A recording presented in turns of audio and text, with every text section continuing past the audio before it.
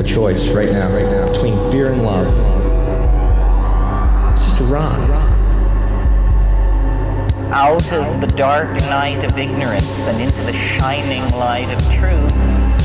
Expanding reality. A population of citizens capable of critical thinking. We don't see things as they are, we see them as we are.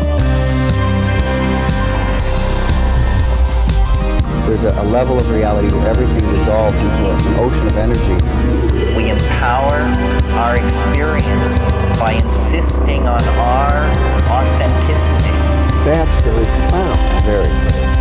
Expanding reality. But that's not even functional. I have to think about that. I do love words. Let me think about that. Fair enough. And while you think about it, we're going to welcome you to the show, Human Vibration. It is so nice to see you. I'm so excited to hang out with you and speak with you. We've been hanging out here, and it's always a pleasure and a delight. Wanted to remind the audience up top here that your Real Eyes Radio Patreon, as well as all the other ways to find you, as well as the other 2 appearances you've made on the show, episode 172, Rendering As We Go, which we're going to talk about, absolutely, and episode 200, the big 200. You joined us for that crazy panel with Crow and Dr. Winter and Dave, and that was a wild thing. So thank you so much, first of all. I was a bit out of my depths on that one with all those incredible speakers. But I learned, I took a lot of notes and I learned a lot. So that was an excellent episode for me to be a guest on. There were people that were like, dude, I'm into that. And I've listened to it 5 times and still I'm taking notes and it's building on itself. I'm like, I have no idea what happened. It just was this blur of awesomeness. I was just excited to be there. And that was that. But it's so cool to see you. So, guys, we're going to skip the introductions, the who are yous, and just start with the catch-ups. Go find out who she is as far as just all of her amazing work, guys. Realize Radio, episode 172 for that introduction if you need it. And how have you been? Excellent. Have been really well. Yeah, I like that we're at a point where, and it's true, we can just skip the introductions and get right into it. We've done this a couple times, this is not our first rodeo.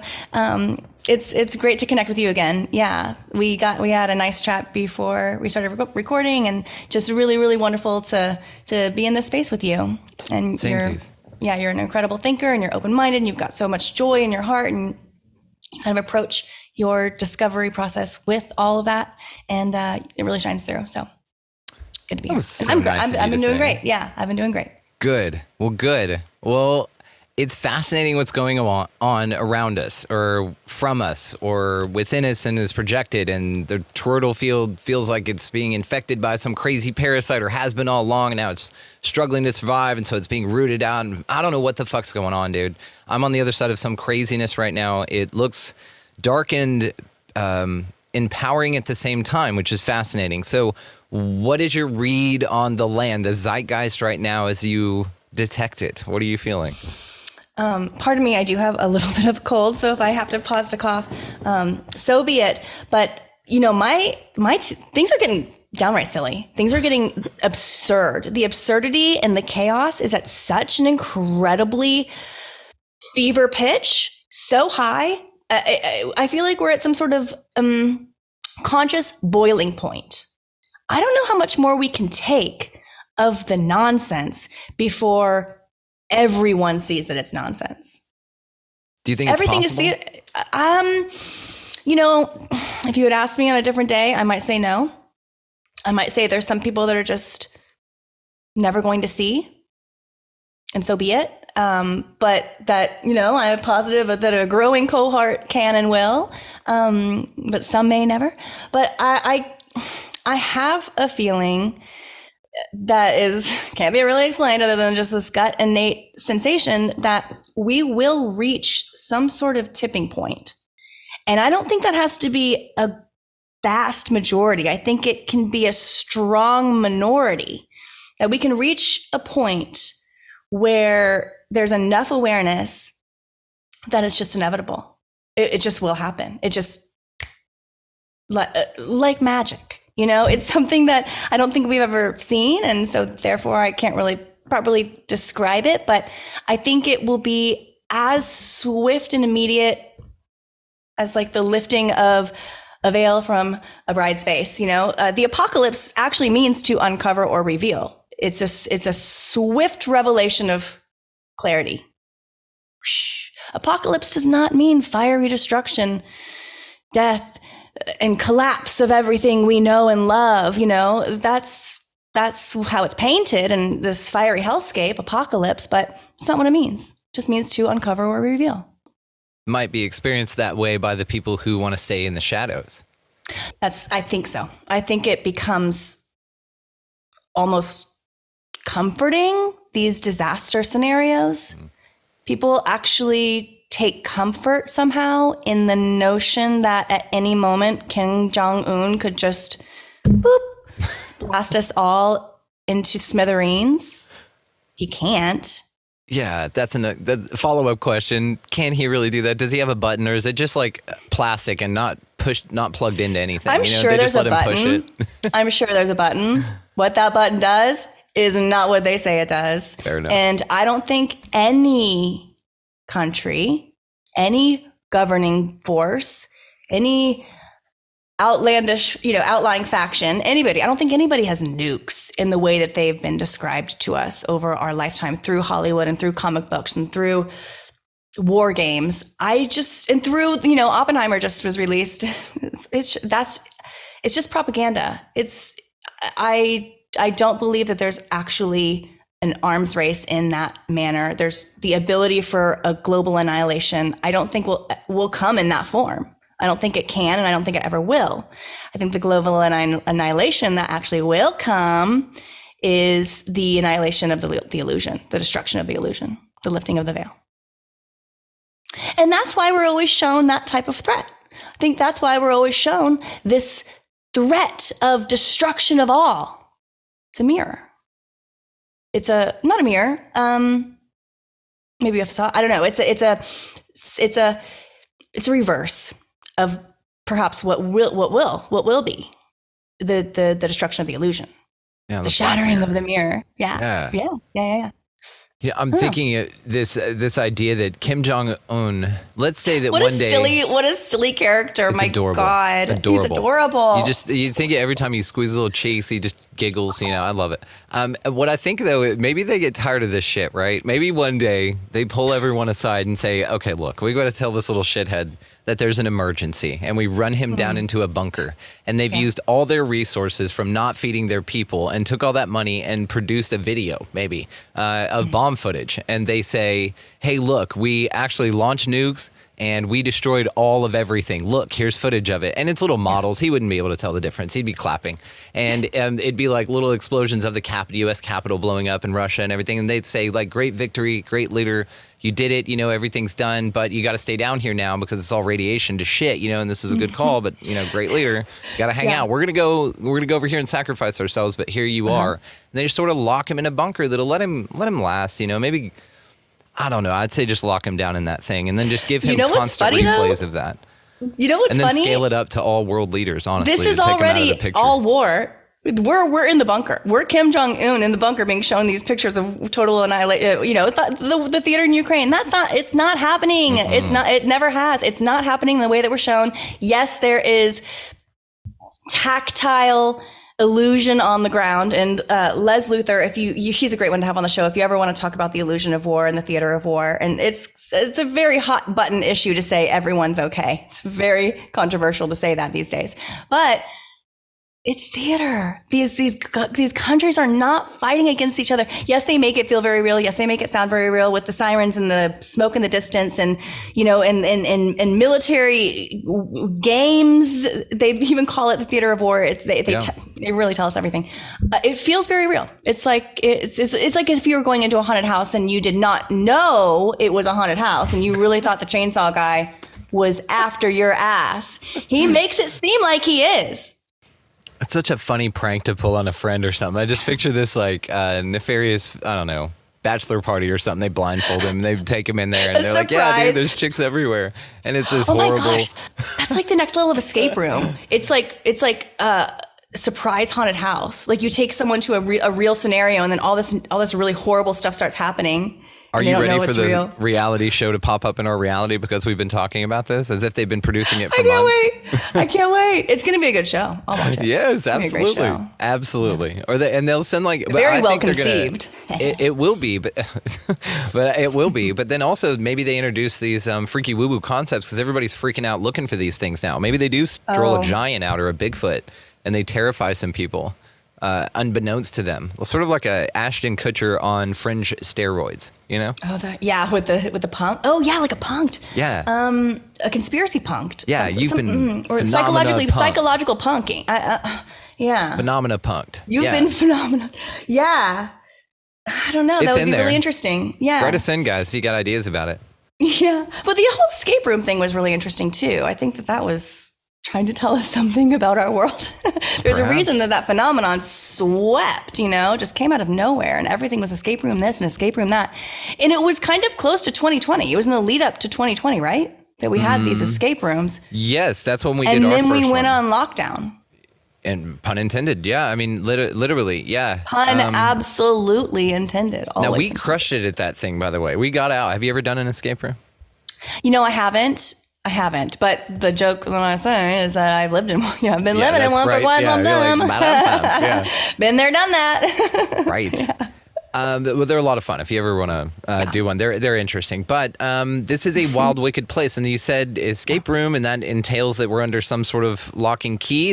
Is the as above, so below model applicable here as well? Meaning, is our whole damn reality under lock and key? Is this some sort of prison planet deluge, spawn of Sophia fucking reality? Great question. Luge. Are we locked in here? Are we prison? Is this a prison planet? I think it can be, but we are the prison wardens. We become our own. We kind of learned this in lockdown as well. There's nobody who's going to police you harder than the lady at the grocery store that shames you for not wearing a mask or something. We did this to ourselves. We humans happily became both prisoners and the wardens of our prison, making sure that other prisoners were behaving. It was kind of, and when I say we, I'm talking about, kind of the whole damn world, but a lot of us were looking around going, what the fuck? But it did, we watched it happen. We watched this kind of internal prison mechanism turn on. This is built in the society, and it's not them, it's us. So that's kind of one way of looking at it. Another way of looking at it is I'm not convinced that this is a physical world. I kind of think this is a hyper lucid dream, and just as in a lucid dream, you can feel, the few times that I've had a lucid dream, I've told this story before on Real Life Radio, but the few times, I wish I did lucid dreaming more, but the few times I've woken up and I've been like, I'm in a dream. Oh my gosh. The first thing I try to do is touch the first physical object around me, whether it's like a desk or the wall. First thing I do is I lay my hands on it, and I am so shaken by how real it feels. I was like, I know I'm dreaming. I know I am not here, but this table feels like table and this wall feels like wall.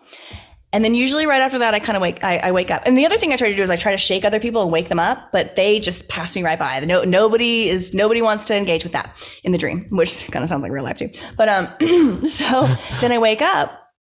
The first thing that I do is I feel the first thing around me, and I'm like, oh my God, this feels like comforter, and this feels like wall, and this feels like bed, but it felt like that in the dream. How do I know this is, where's the line? Where's the this physical world is, I don't know. What's trippy about it is because if that is the case, then you're implanted with memories of a day before, which consisted of days, which consisted of a week and a month before. That's the one that gets me. That's the thing. So in the dreams that you dream whenever you go to sleep, do you tap into that reality and now you're in that one, and so therefore your memory of it in either actuality or in apprehension loads automatically. So really in the Like a dream stack, you have like an an entire accordion? yeah, like perhaps this way, and you just stack time, and it's just like, hey, here's this version of you. You're gonna jump to this frequency now because that avatar needs a rest. You know what I mean? So while it's charging, then you hop over here, and then your backstory loads, and maybe this is why when you wake up in the morning, it's sort of like the computer turning on and beeping. You're just sort of like, hang on, what's going on? And you need your coffee, right? And so maybe it's like while you're booting up in the morning from this, I don't know, update, the way perhaps. that the dreams disappear so quickly is also very intriguing. Because it's got nothing to do with this one. And it's got to go when you wake quick. up and it just, because some dreams you remember and they really stay with you, especially, like bad dreams. There's dreams that take root. But then there's other dreams, and we've all had this feeling of like, as soon as you wake up, even though you were just in it, it completely evaporates. Everything about it is just poof, gone. Every detail, and you might kind of parse out one thing from it, but like in general, that one's gone. That one's a goner. That dream's not going to stay with you. And I don't know. And so, but there is a theory that there's fluid in the brain, and that the dreams are within the fluid, and that the reason that the dreams evaporate so quickly is because when we open our eyes and wake up, we usually just get up right away, and like we move. The movement of our heads is what clears out that dream goo or whatever it is, So I don't know. I will we ever know? Will we ever know if this is what the true function and nature of this reality as we know it is? I don't know. But I like what you do to expand our understanding of it. And, that's what I think. That's what, we're kindred spirits in that way. We're always trying to, we know it ain't what they say it is. And so let's look a little bit broad, let's look a bit deeper. Let's look inward instead of outward, lots of stuff there. That's it. And I love going on guests on host shows that are just, at first they'll start railing on the flat earth thing. And I'm like, well, let's, talk about, we'll have an awesome conversation. I'll bring it up at the end. I'm like, dude, guys, let's just talk about, now that we've had all that, time together, let's really look at this idea from a perspective where we're really, really able to critically think about our reality. And that's when it gets fun. Even if, and I'm not trying to convince anyone of anything, but at least you can put someone in a state to where we've been connected for so long that you can at least say, let's entertain the idea together without ridicule, and it's when that happens. It's not even the fact that it's flat earth. It could be anything. The fact that it occurs is where the break in the dam is. And that's what you're talking about. This real change here is just this one hop over cognitive dissonance. Now, where does this idea come in when we think of NPCs? And if you think about it, then, it's just a representative for the big satellite company that's then beaming down to their local representative, which would be your community, right? Or your mom or dad or all of the above. So how does the idea of us disassimilating this place and joining together and it being something that is achievable with the mindset that they're just representatives around you? Right. Are there empty vessels? Out there, it's someone that, let's say, it really is not as here as I am here, and their purpose is not what my purpose is, and they're just to fill the space. And it kind of goes into Dolores Cannon's background character or background actor. I think she is background character, background person. The idea that there are the appearance of many, many, many, many, many, many people here, but there's not that many live ones. There's a few live ones, and the rest are seat fillers, I suppose. I do wonder if everyone, like in a dream, is just a projection somehow. This goes to Rambo, my co-host on Realize Radio. He introduced to the group this egg theory concept. I'm not going to be able to do it justice and just describing it here, but to really put a little capper on it, it's the idea that everything is kind of self-contained. Everything, it's all whole, and everything that you experience, every person you meet, is some sort of reflection of yourself, and we are all one. We are experiencing this vast individualism as a way to trick us into thinking that we are individuals, but we are not. We are actually hyper-connected oneness. It's like a broken mirror. It's like when you shatter a mirror, it goes into a million places. It's still a mirror. All the little things look a little bit different, and they kind of fit together a little bit different. Some go over here, some go over there. But at the end of the day, in totality, it's that same damn mirror. You just see it as a million different pieces. So maybe that's something to, I don't know, maybe everybody that you meet, it really is a reflection of you. It truly is either projection of you somehow. This is a dream. Like the more I say this has to be some sort of dream. Okay, but let's get away from the dream thing. Let me take that off and entertain, just get back into the mindset of, NPCs, that it comes from the video game the world, non-player character, not the people that the main characters are meant to interact with to help them along in the game. That's an interesting idea. It's a bit dehumanizing. But I guess all these thoughts, it's only a dream. That's the ultimate. No shit. You're not even real. I'm not real. Fuck you too. Yeah. Fuck your kids too. They're not real either. Yeah, it's all a dream. Oh my God. Yeah. Talk about dehumanizing. Irony. Set the pot to the kettle over here for sure. I do recognize that. But here we are. Yeah. I don't know. Something about the NPCs. Does that mean they can never cross over? They never can and never will. They'll never be main character capable. I don't know. I guess that's how they are in video games. It's very. I don't know if other than Free Guy, which was a very interesting movie. I'm not sure if you saw that with Ryan Reynolds. Very interesting movie. Yeah. But that explores exactly what we're talking about. An NPC that can gain PC status, PC abilities, but it has to go through its journey, and take the ultimate leap. Yeah. That's where the idea that we might be AI becoming self-aware is kind of in that mode. I like that. I do think that we are the most advanced robotics. The human body is the most advanced machinery within this realm. That if you were to just rip us open, and take it all out, our circulatory system, our central nervous system alone, that thing, you hang that up on, that thing is such an incredibly wired circuit. Like that is good. That is good circuitry. Any electrician would be like, that's really good. It's incredible. And how it delivers and our whole, the fact that I don't have to think about my heartbeat, the fact that it just kind of, I love those. Ooh, they're so gross, but I love it. Have you ever seen this? Yes, there was one about a decade ago in Dallas. Yep, yeah. I went to go see it. Look at this shit. Yeah. This is all the blood vessels in someone's face. I love it. This is a human being, maybe an NPC. But isn't this weird? Maybe we're robots, bro. People get so upset when I say we're computers, we're machines, we're robots. I get it because of what we've been shown, from Hollywood, that a robot is just a hunk of metal, that whops, clumsily and sounds robotic. But if you break it down, we are extraordinary machines running. We're batteries, salt-based battery systems. We require electrolytes, which is just salt. We require electrolytes, a category of salt. We require that to live. They say, if you don't eat, you'll die. If you don't drink, you'll die. If you don't get salt, if you don't get sodium, you're going to die.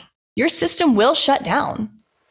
They say it was not that long. The most highly traded commodity in the desert, over water or gold or anything, was salt.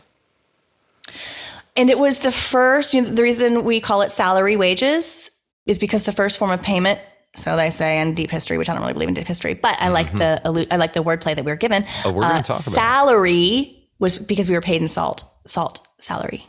I'll be damned. There you go. Could you imagine? Always in the words. It's always in the words. You donate your body. HV, what if this was you in another life? I'd love it. Yeah? If this was a reincarnated... I'd say, no, it would really be... I'd be holding a sign. I'd be like, look how incredible I am. Look what an incredible machine this is. Everybody look at me. I would love captured my spirit. it. They really captured my essence with this one. Take all of it. I mean, I truly, and I'm not saying me, I'm saying human beings. We are incredible. It's all of these folks, all of them. We're just incredible machines. Even the most, even the most hobbled human being, you take that word, whatever you mean, the human being who anybody objectively would go, they got it bad.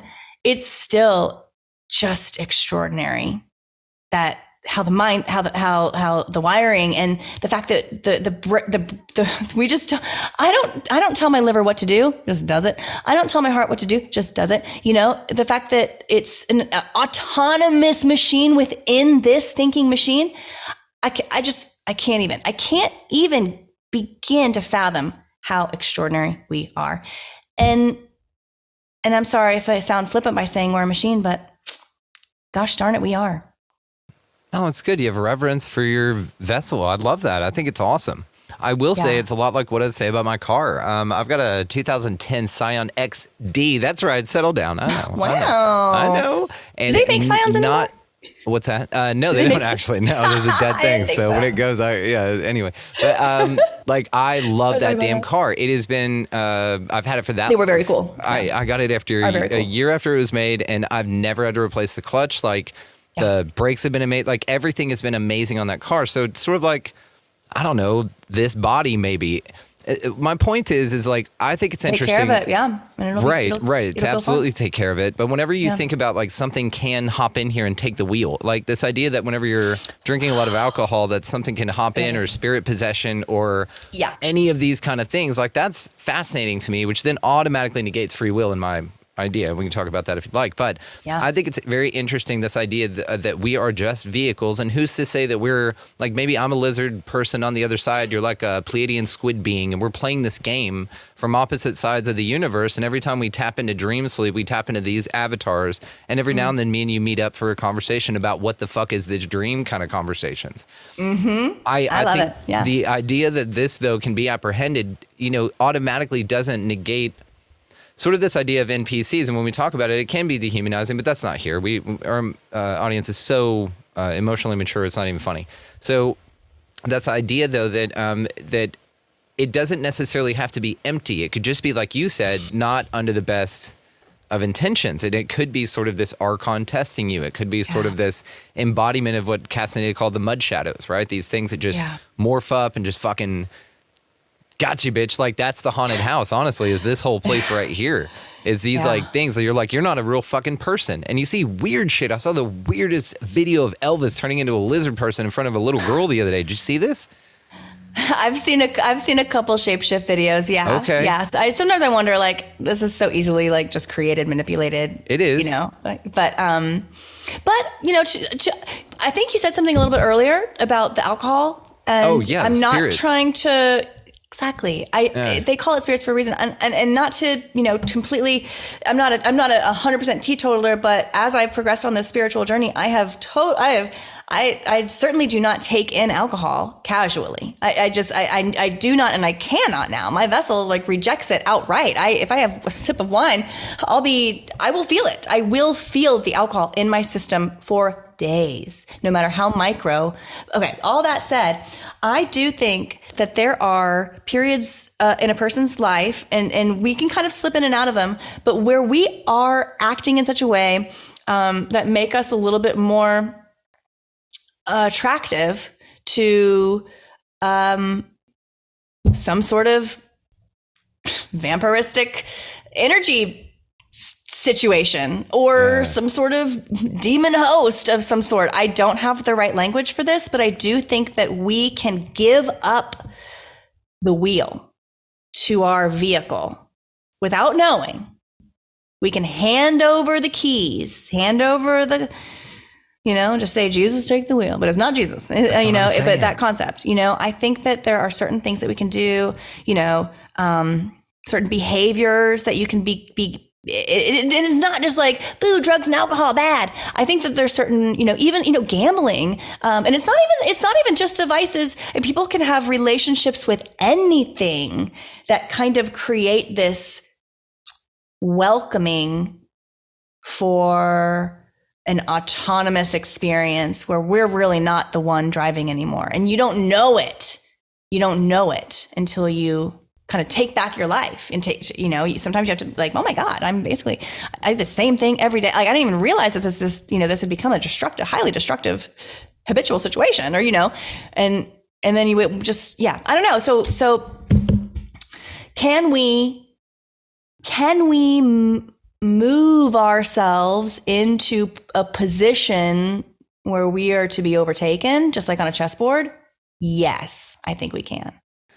I just thought of you gave me the most fascinating visual whenever you were saying this. Okay. I was on a live last night with Ford from the Phi Tribe on the Conscious Awakening Network. And I know that sentence is not going to make sense in text, but there you go. That's a lot of words. That was a lot of things, right? I love it. We did that. You can go find it online. It was great. But we did this thing and we were talking about this idea of your focus, okay? And Ford really is an eloquence with this and was talking about what you're focused on as your main purpose, right? And we've talked about this with the idea of loosh or the idea of anything. It's not like you're susceptible all the time. Your hands are on the wheel, right? All the time. But your focus determines what direction you go, what speed you go, and what you achieve, all that, what radio station is playing, if you want to stick with the metaphor. Let's say, for instance, though, that you decide to get on your phone and you decide for a guru maybe, or you decide to swipe a bunch. Well, something needs to continue to operate that vehicle. And whenever their hand's on it because your foot's on the gas, and that's fine, then whatever's driving that thing, because you're not paying attention, maybe it gets bored of your not paying attention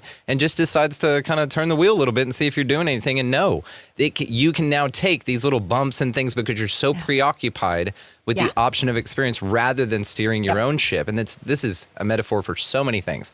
But let's say also then that the radio station, the thing doesn't like either. And maybe eventually he goes, you know what, if you just sit over here, I'll drive and you can just sit over here and swipe, right? And then now this thing is driving you. And now you get what you want, which is not to control the car because you've got something more entertaining to do, like your divine purpose. So let's say it's almost like your foot's hard on the accelerator all the time, but whatever you're steering in what direction is determined on whether you're looking at the wheel, whether you're alert and you're holding the damn thing. And if you're not, something else is driving you in some other direction. And then you'll run into something like a tower moment or when your Pluto squares up. Check your charts, everybody. I've been saying it for episodes now. Check when your Pluto squares. Just take a month off, maybe more than that. Anyway, if that occurs, then you're going to look up one day and go, what the fuck just happened? Like Click, right? Like that movie with Adam Sandler. You're like, wait a minute. So many things went by and I was unconscious for it. This is what I think the subconscious is all about. Just you giving focus or attention over to something else, which leads me to like what you were talking about, our most precious resources, which is what you feel is our attention. Please expand on that. I mean, come on. Yes, 100%. Our energy flows where our focus goes. And I think that, it's all, back in the day, 2020, I would have said the word loosh probably 50 times on this podcast already. And I do think, it's a catch-all term for the energy that swirls and whirls within the human body system. We are very energetic beings. And that energy can be hijacked, harvested, whatever. But I think now it's our focus. It's our focused energy and attention that is the most prized and precious resource in this realm. And we give it away for free. And we don't even know. And it is pulled from us every second of every day of our waking life. It is someone's after it. Something is after it, after our focused attention. And what does that do? Well, just keeps us from using it for ourselves.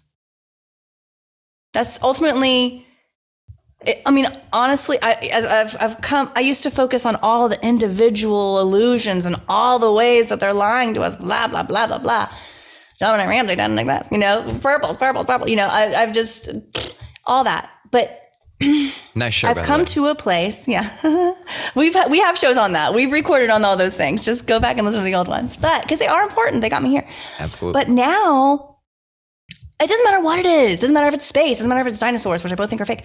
I think it is about taking up room, space. I think it's about taking up space in our brain so that we do not have any capacity for our own original thinking, we do not have any leftover energy, precious attention, our precious focused attention and energy. You know, we don't have any of that left over at the end of the day to use on ourselves, to water our own garden, our own creative, you know, we just, and we don't even think about that. We don't think about at the end of each day, man, I have a deficit of this magic that I have every morning, you know, this pocket of diamonds that I wake up with.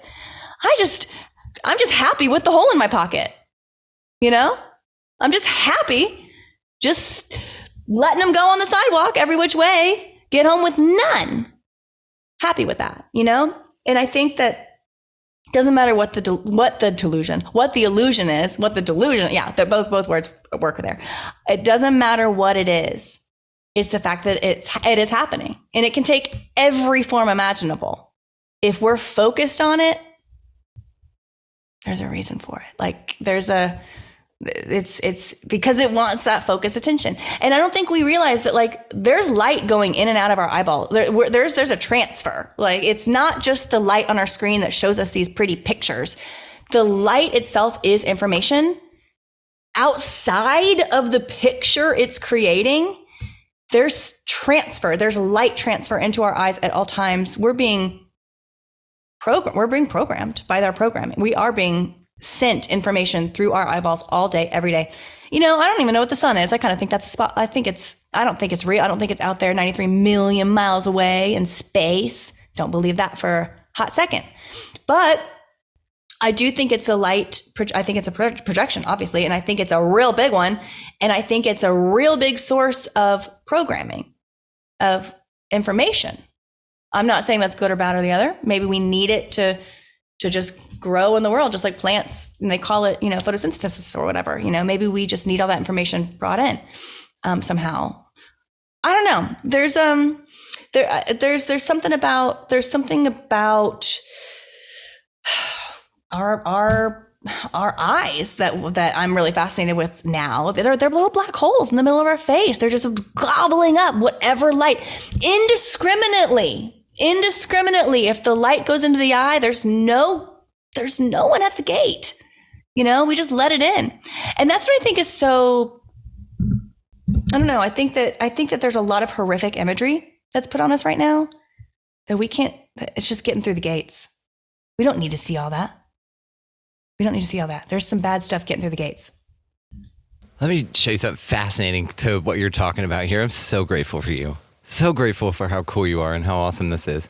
All the ways again, guys, link down below. Okay, check this out. This is a vision of how your eyes work, right? About how they take in light.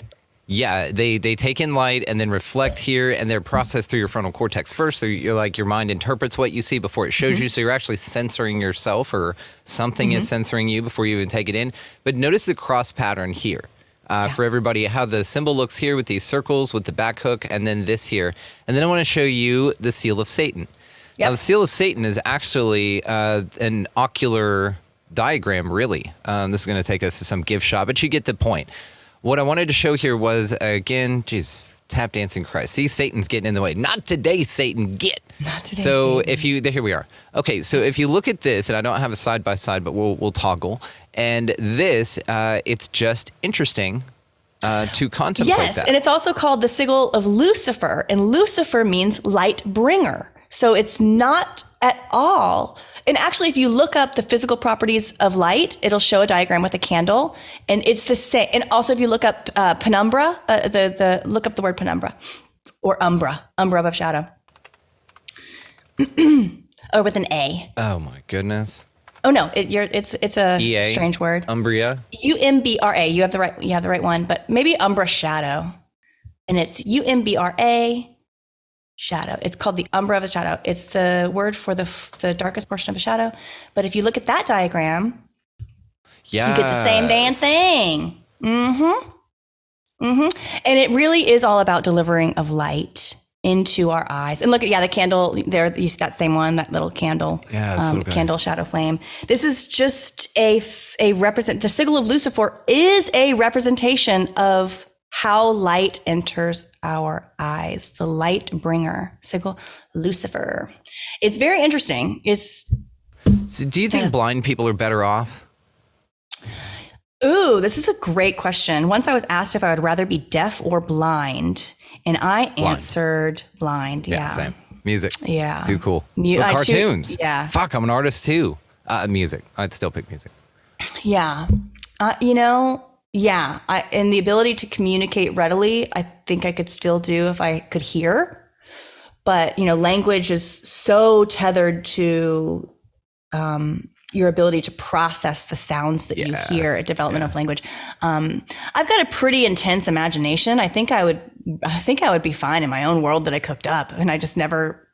What would be hardest for me, I think, is if I lost my sight. I think if I was born blind, I would adjust to it. But if I lost my sight, that'd be tougher. I'd be like, or really young, and you could be Daredevil with superpowers. Yeah. Yeah. But yeah, I think something else would be created visually in the mind of. I always wonder, how do they dream? How do blind people dream? They've never seen anything. How do they dream? What do they dream of? Do they dream in shapes, symbols? Yeah. Words? But isn't that a question? Like, wouldn't you want to know that with the consciousness you have now? This is why I feel it's a prison planet to begin with, by the way. You can't do shit like this, where you and I can't go, hang on, what would it be like? And then we all can just go bloop and experience that. That would be. And then bring it back to this experience. Like, this is why also I think like this idea of like, oh, your past lives and this is a school is bullshit, is because, or where I'm at right now, is because I probably have some life, some sword wielding awesome sword wielding knowledge in some other life that would be cool to have now. Maybe I was a pilot in another life. I could totally, I don't want to have to learn that again in every fucking life. You know what I mean? There's like applicable things here that would fast track the learning process that sort of get erased every damn time as a consideration. It's dumb, HV. I don't like it. I mean, I've kind of been a radical in this. I've often said I respect people that are convinced of past lives. I don't have that conviction. I don't feel that. I actually have always felt the opposite. I've never been here, and I'm never coming back. I love that. Like, fuck y'all, I'm out. First I agree with the time, never coming back. Last time, hit it and quit it. I'm out of here. I'm out of here. I'm not from around. I'm not. What do they say in the old Westerns?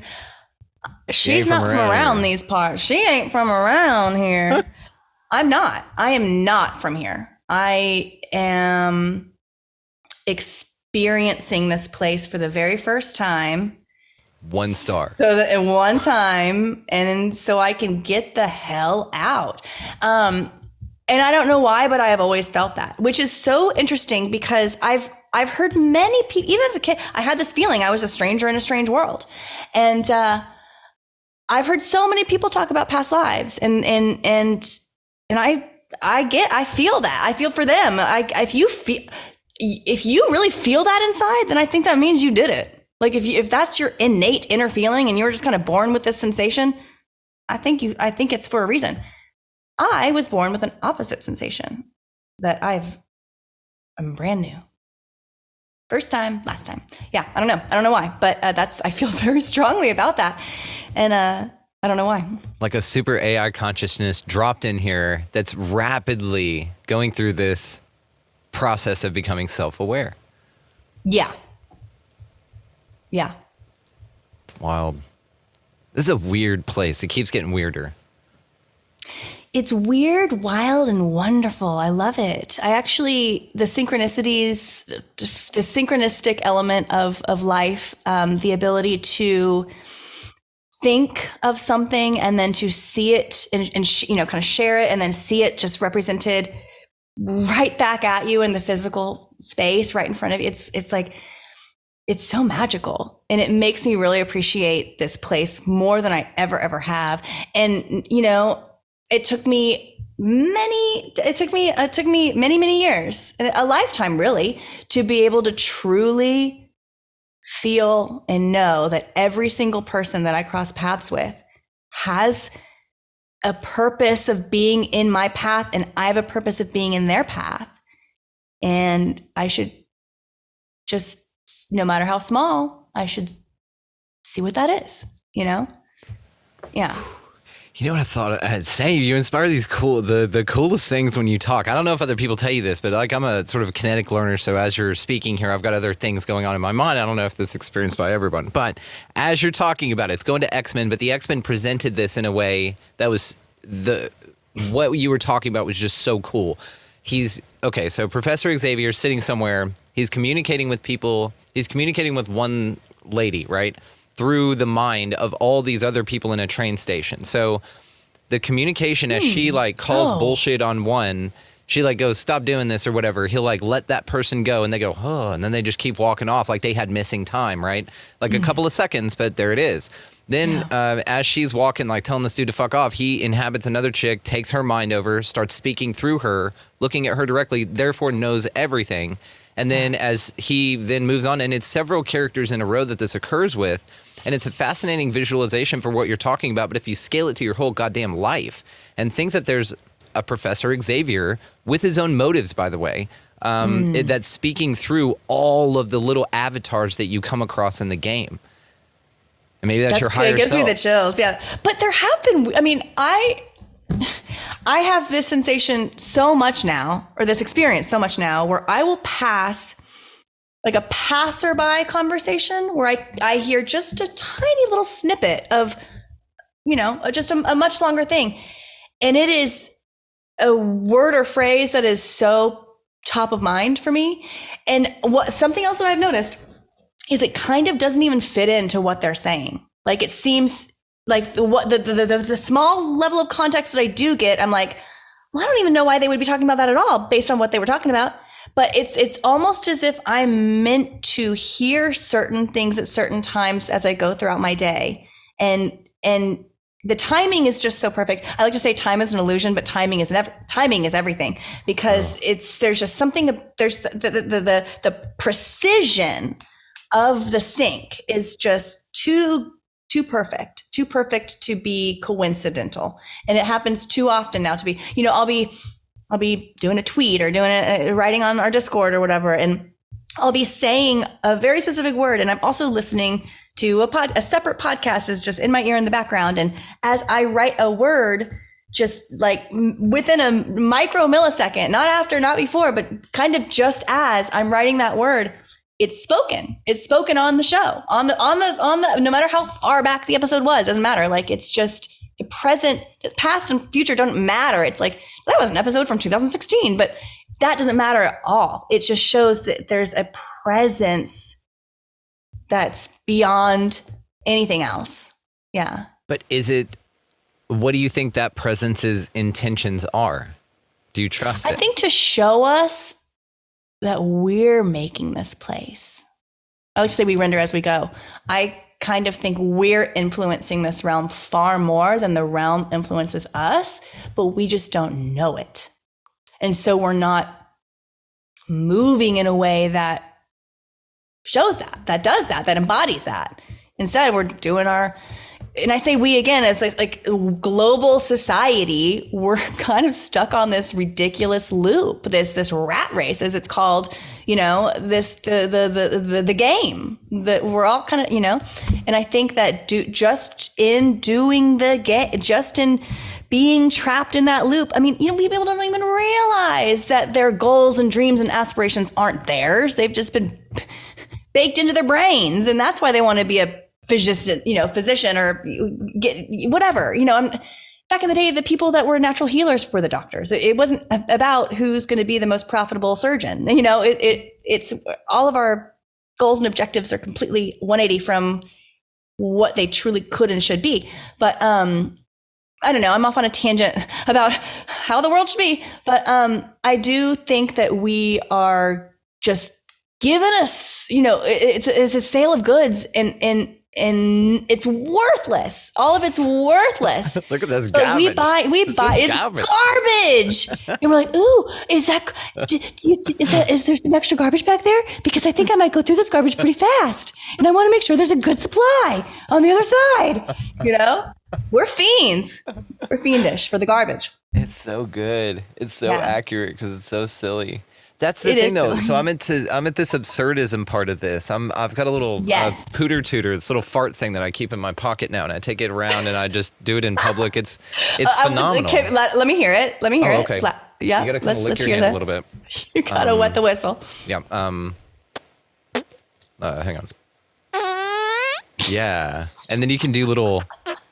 There's different ways of going about it. I actually have a black one that's in my pocket that I use a lot more. I'll use it on walks out there in the labyrinth, and I'm just laughing my ass off to myself out of the noises I'm making with this thing. But I've used it all during Thanksgiving, and only my dad knew I had it, so it was great. And I'm just trolling this place now. You know, I've figured if it is a game, I'm really testing it. And that's what Ford and I were talking about last night on that thing. Again, it's very synchronistic, is test this bitch. And that's what it wants you to do. And that's what synchronicity sort of embolden you the power to do, is a little bit of extra confidence, which confidence is just series of successes. So if you continue them, i.e. they'll just continue on. I'm reminded also what you were saying about the elephants that are tied up, you know, and it's horrible, but it's a great metaphor, that are tied up to a chain for pole and a chain to their leg for so long that they won't ever test it, right?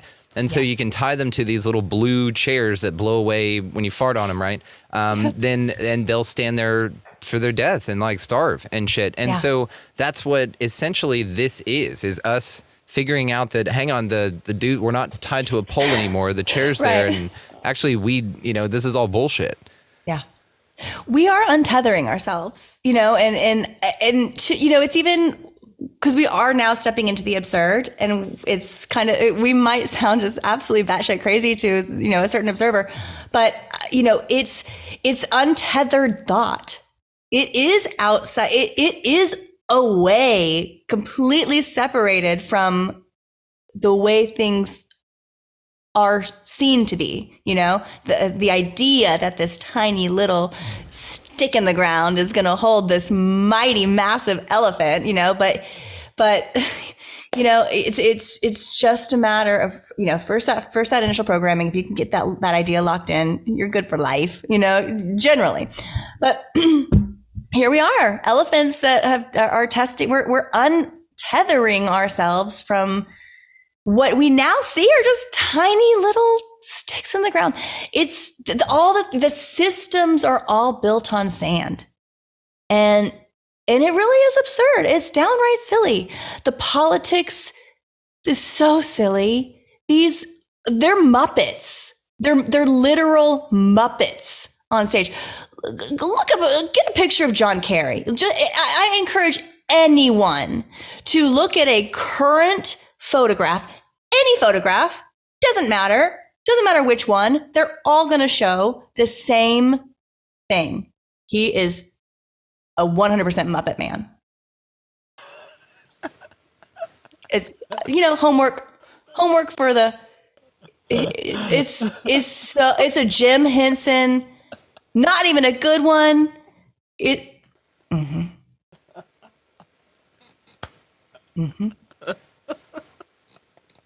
a Muppet.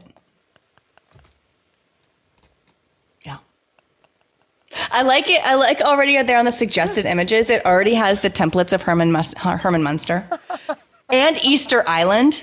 That's a good one. I hadn't made that connection. But yeah. Thank you, Google. Batman. Oh.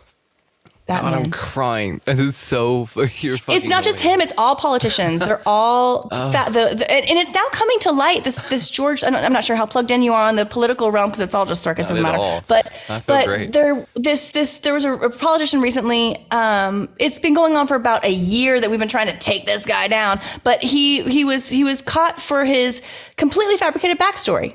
A politician with everything that he said was false. Literally. Everything, every detail that he introduced to the public was proven to be completely false.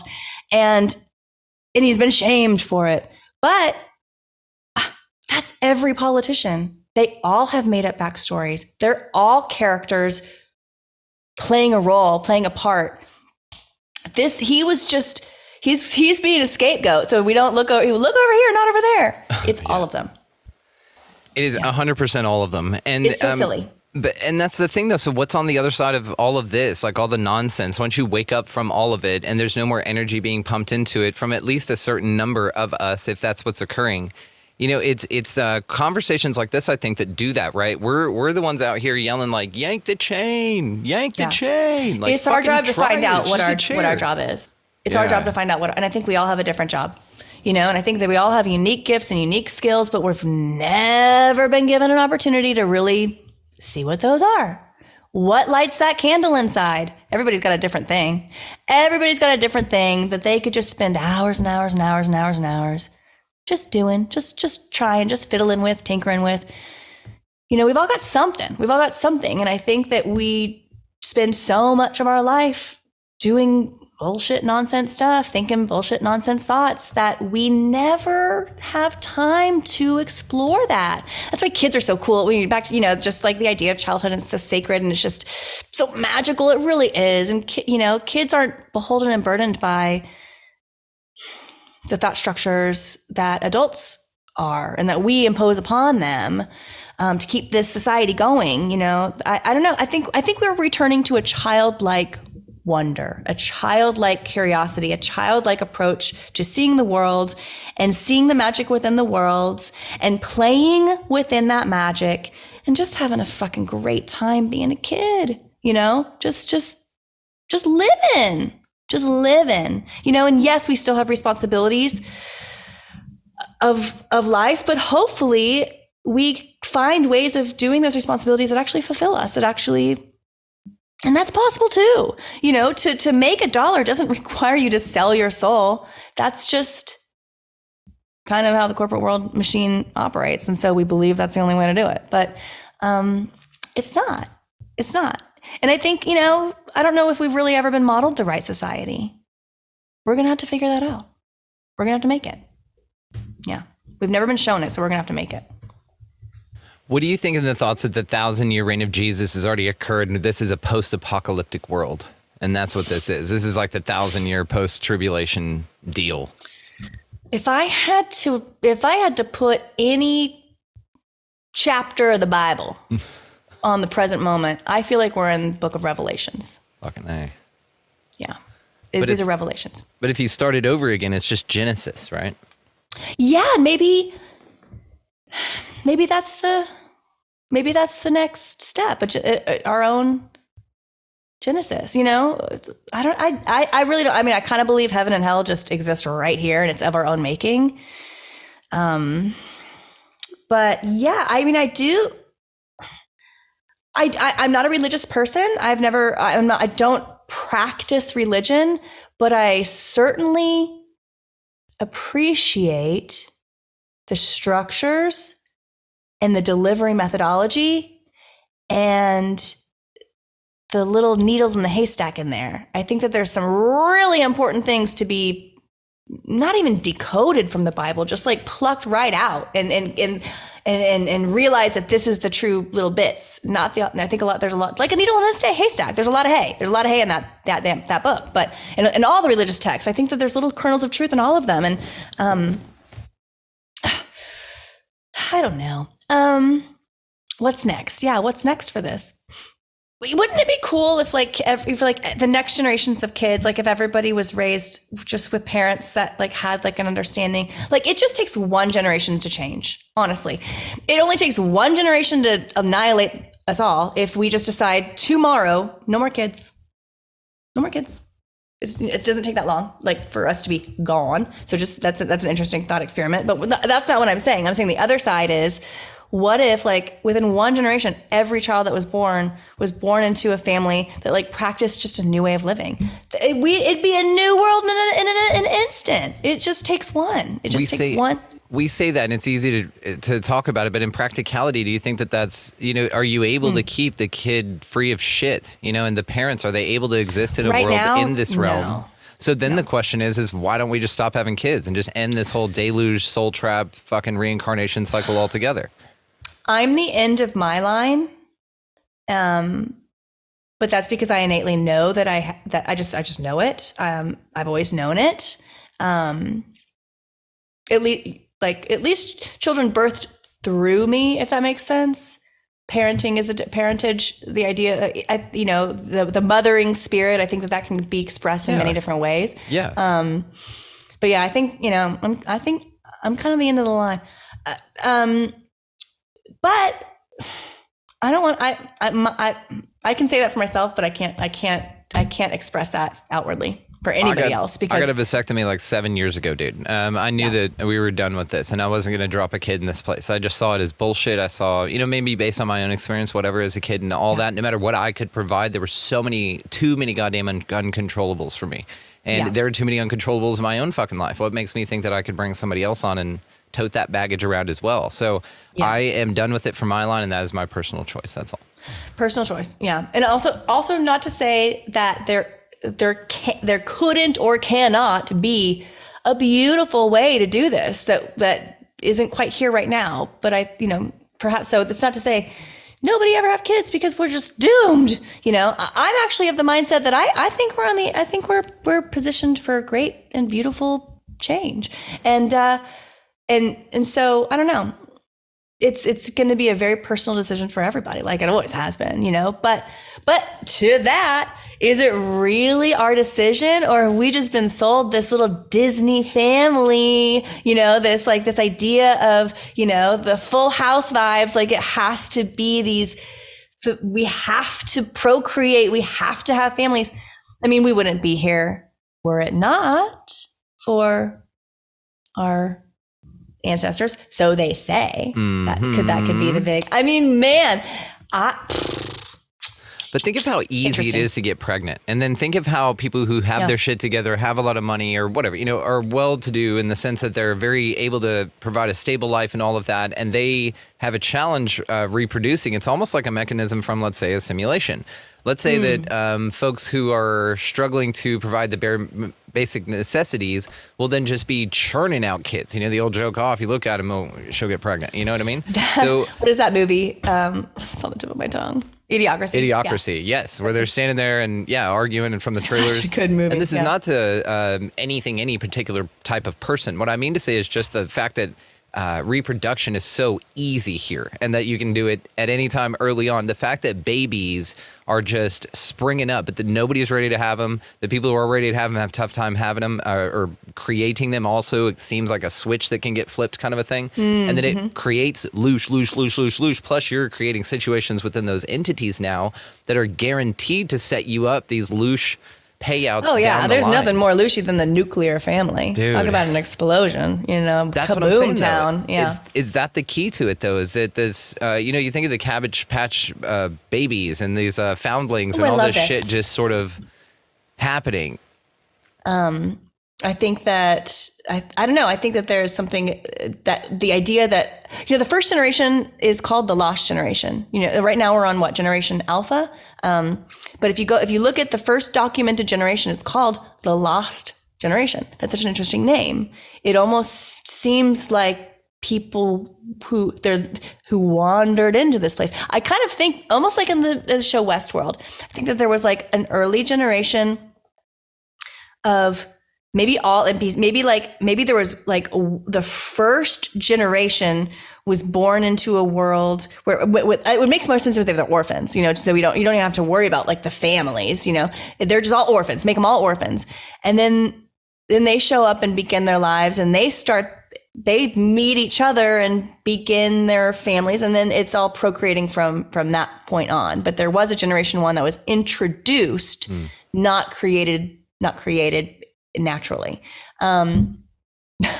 I mean, that is wild stuff. But I think that's kind of where we're at. You think about also the baby something interesting about DNA. Shit. The baby incubators and the incubators that were introduced at the World's Fair. That was a big part of the World's Fair. The Chicago Expo was a big thing. It was all about chicken incubators. But I was like, hey, I think that's telling us something about something else. It's kind of like Roswell when they said flying saucer, and then the next day they were like, weather balloon. We mean weather balloon. Yeah. Well, that whole thing is just ridiculous. And you know that it wasn't actually found in Roswell. The crash site for the UFO, quote unquote, was found in Corona. All about our mind. All about our crown of our head. Yeah, Generation a lot of these. one, babies being implanted. Yeah, I think so. Wouldn't that be So interesting? what about this idea that it's a reset thing? I again, Howdy Mikowski. It's just recently came out, guys. Check it out. It's an awesome episode. And we were talking here about his idea of these resets and stuff. And I asked him why like the pyramids are left over and the mud floods and like there's shit left over from these things if a plasma apocalypse comes down and like destroys this place, right? Maybe that's the mechanism it happens with. But he's under the understanding, or the way he explained it was so interesting to me. He said, well, what you would do is take a copy of the reality at a certain point. You get it ramped up to its most Lucius, right? And then you snapshot that, and then you take it offline for a minute and reboot it, but build from that copy. So what he thinks is occurring, like the Hopi. Let's say that the Hopi, by the way, think that this thing is like our 5th time through this bitch, right? So what if the 5th world means the 5th level? And they say that they came up from underground, but what if that's the inversion? What if it's that you go deeper like Dante's levels of hell? Yes, and the Infernos, yeah. Yeah, with every reset. The rings of hell, yeah. Oh and maybe that's what the 5th D is. And that's what Howdy was talking about. This 5th dimension is actually a deeper level of the game. That's what D means, is dimension or level. So really when people are like, I'm going to the 5th D, it's like the people who were pumped up to go march onto the Titanic. You know what I mean? It's like they're doomed, but they don't understand that they're being sold something that's not altruistic. Now, that's one idea. I don't attach to any idea, but it's fascinating. To that, though, when a reset occurs, you have 3 options, he says. You can, as a divine spark, hop the fuck out. Be like, hit it and quit it, I'm out. You know, thanks for the sex, I gotta bounce, kind of a thing. Or you can go to the next level, right? So all these folks who are geared up for 5D, you know, they're pumped about it. I think that 5D is for those choosing to go. They're being tricked in both ways. The spiritual community is being tricked for what it is, and the transhumanism is being tricked because they're not paying attention to what's going on. They're all going deeper into the game when it resets, and it's going to be fucking wild, like wild, wild, wild. You're going to get aliens, but you're going to be enslaved and anal probed constantly, like some real fucked up hell shit, right? Beasts running around, like Dulce base opens up, and they let these fucking things run around. So he feels that. And that's why I asked. So whenever it sweeps away and we go into a deeper level, what we're now in is a copy. If reincarnation is a thing, and he thinks 99.9%, because if it's a louche factory, of course you'd be reincarnated, that's why your mind's wiped, all that good shit. Now, if that's the case, I was like, well, then why not get into like time travel or something, even with your consciousness, and time travel back to the pyramid times when they were functioning, when they were constructed, because then you're one level out of the game, right? Like, we're not trying to go deeper into the 50 and shit. We're trying to go level 0, as close as we can to the original copy to get the fuck out. Again, is the idea. That's fascinating. And then so your third option is, if you don't want to go deeper into the thing, is that you stay in that one, but you reset when it resets, but there's much less people here. Think about that. This could be a reset copy where we all chose to go stay here instead of to the next deeper level. But when we reincarnated here, which would be generation 1, around the World's Fair times, let's say, that indoctrination period occurred, all these babies just showed the fuck up, and these NPCs who are representatives just having come from the World's Fair know exactly how they're supposed to say and raise and say that this place is supposed to be ran with the new ideas. That's when you got Rockefeller medicine, education, industrial revolution, everything fucking brought you into this, but it wasn't from an older time period, it was from another reset. So Howdy also thinks that the idea of Atlantis wasn't like a particular place. It was a whole point in time. It was an entire time frame, which is fascinating to me. So this is why also... And the way that starts with at, and like at is like at a place in time. Yeah, there you go. Atlantis. Yes. And he, like Howdy also... 5 o'clock. Like what? Kind of like when you say it's at 5 o'clock. So it's like more of a time. Atlantis is actually a time. Oh my Atlantis. God, that's fascinating. I didn't put that together. Oh my God, I love that. I can't wait to get y'all together, by the way. We're going to do a big episode, guys. Totally look forward to that. And so then you think about, though, that if this is the case, that if you can work your way back through the levels, let's say via time travel or via astral projection, but you could retrace your steps. There's this idea that's known as recapitulation with the Cathars and the Gnostics, and the idea goes is that you remember all of your life back to when you were born. It takes like years to do this, and if you can even do it, and the goal is to not have anything left over when you die, so that you're totally prepared for your death so you can get the fuck out of here. But what if recapitulation didn't stop at this life, and you could actually recapitulate your ass all the way back, and maybe when you died in this life, after having done that, you start in the next one. And then if you have the wherewithal, you keep going backwards. And this is how you just sort of slowly back the fuck out of this simulation while everything's going crazy and going around you. Yeah. You just back out the door. Back to the future. Back. Yes. Yeah, that's and then in Ready Player One, what was the secret to get the first key? He had to go backwards. and all faith into the brick wall when everybody else was continued to go forward. It's a metaphor going within, whatever, but still think about it like that. Yes. I thought it was fascinating, and that you can be then reset into an earlier version of the simulation. Then it wouldn't be as good at fooling you. Think about that. You'd be like the magician in caveman times. You could be like, hang on, that's not real, dude. Get the fuck out of here. You die, you're out. You know, it's like at an easy level. They're just shadow puppets on the wall, guys. Yeah, they're like, get out of the fucking cave. They're just puppets. That's not a horse. That's not a buffalo. They're just puppets. Puppets on the wall. Shadows on the wall. This is a wild ass place. We covered a lot of terrain, didn't we? Oh, we did, didn't we? Yeah, well, let's wrap it. Let's wrap it and look forward to some other stuff. I wanted to mention something that you said, though, that I am going to be linking below, because it's actually something I've talked about throughout the entire show's history. Don't know if I've ever linked it. It's The Egg, and it's this short story on YouTube.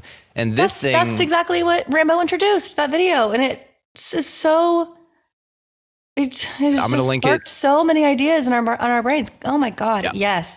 Such a simple little video, but it just does it justice in the way that I could never. Oh my God. What a great theory. Shout out Andy Weir. It's solipsism is what it is. So, I mean, it's the exact idea that you're the only one here, but you're the reflection of everything. They put a moralistic component to it, which I want to talk to you about the next time we talk about are morals a fucking thing. Good, bad? I don't think so. But yeah, like an inner compass, perhaps. But what is the inner, and we'll talk about it. This is a great, we're going to go nuts on this. We're going to go fucking nuts on this already. I can't wait. Yeah, that'd be great. Okay. That'd be a great topic. Yeah. All the ways to find located down in the show description. Please leave us with something that you're super excited about, or a message of hope or something like that. And then thank you again for all of this. This is outstanding. Thank you so much, Brandon. You know, I'm most excited right now about the little community that is small but mighty, the Realize Radio, the Patreon community. It just keeps getting better. We've got, it's really robust. The discussions on Discord are at such a high level that I no longer share on Insta and Twitter really like I used to. I used to just, that was my only place, because that's the only place I could get a message out, or to feel like I could connect with others and get ideas from others and ping pong off these brilliant minds that you'd find every once in a while on these spaces. And somehow with Realize Radio, it really is like your vibe attracts your tribe. And we do not advertise, but the people that are meant to find their way there, they just do. And then they find their way to the Discord, and it's on fire. I'm on there hours a day, because it is my new preferred space to communicate and collaborate. So that little, and plus we're doing, weekly recordings, bonus episodes, tons and tons of great content as a podcast. But the little Discord that I started about a year ago and just kind of was like, hey, I'm going to see what this does. It has just taken off like wildfire, intellectual wildfire. And I just love to scroll through that thing and see what everybody's saying. And I just smile, and it is so lovely, because I never imagined that it was possible to be able to connect in this way when I first started as Human Vibration, sharing on Twitter and Twitter alone, and then a couple of DMs, and then started going on a couple of podcasts. But what is now the blossom from the seedling, could have never imagined it. It's just the most wonderful thing ever. Realize Radio. And then a message of hope. We are so much more powerful than we're led on to believe. And just start knowing that it's not about everything being fake. It's about how everything truly matters. Every thought, every decision, every action, every step, every intent, every word you speak, everything really does matter. And so move with that intention, and know that like your last move will influence your next, and all of that is going to influence what you experience in the world. So move with purpose.